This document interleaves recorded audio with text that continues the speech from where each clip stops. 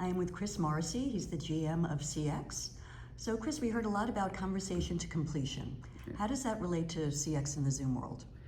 You heard Eric talk about it a lot yesterday, right? The conversation to completion concept, and the way he was framing it is conversations has always been the history of Zoom, right? That's the DNA in our heritage, and it's all about started with meetings and then phone, and then even the communications in the CX world, the customers and the contact center platform. Now we're pivoting more to the completion aspect of that, which is after those conversations, how do you take actions to actually get something completed is how he frames it. So completions can be something on the meeting side, like after a meeting, I need to create a slide deck for the board of directors, or I have a QBR, or I want to send an email to a customer. But in the contact center world, it's after the conversation with the customer, I need to update notes, I need to update a ticketing system or a CRM system. And that's the completion part of conversation to completion. And the beauty of it is everything that Zoom is building, this platform, this kind of agentic AI layer, is used for all kinds of conversations. So whether that be meetings or phone or contact center or even virtual agents. So virtual agents, let's talk about that a bit. Yep, so that's, think of conversation to completion, but handled by our virtual agent. So we did launch our ZVA 3.0, which we're seeing a lot of traction with right now. And that is the agentic agent conversation with the customers. And ideally you can resolve, we don't talk about containment, we talk about resolution, right? But ideally you can resolve that with a virtual agent. But even in that case, there's work to be completed after. So the same concept of updating ticketings and CRMs. So what about workforce management? Where does that fit in? Because you're doing a lot in that area now. Yes, we are. So there's a couple of things we've launched. We've had shift bidding for a while, but now one of the things we're doing is we have CX, and like all of our platform is unified and leveraging AI across of it. So, one part of our product is touching the other and it's all connected.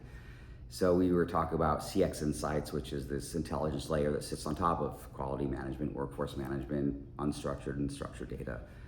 And it'll make recommendations on the types of calls you might want to have your virtual agent handle. Like if it's a low complexity, high volume call, they tend to be fairly high CSAT, let's have a virtual agent handle it.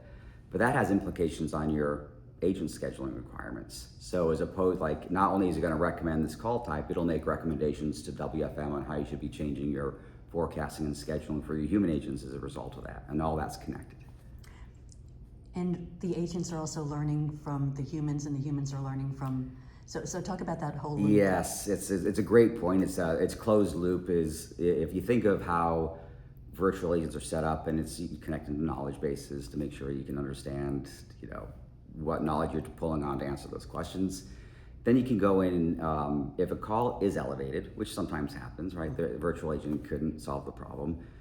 It'll go to a human agent. And a lot of times in contact centers, that knowledge on how to solve problems isn't necessarily through documentation, it's through tribal knowledge. The agent has been there for a long time. So we will know this call started a virtual agent, couldn't be resolved, elevated to a human agent, and then it'll find out what it was the human agent doing or saying or processing to complete the customer's requirements. And we will automatically create augmented knowledge sources or process information that you can then update your knowledge source for. So going forward, your virtual agent will have access to this knowledge that was automatically created by listening to the human agent interaction.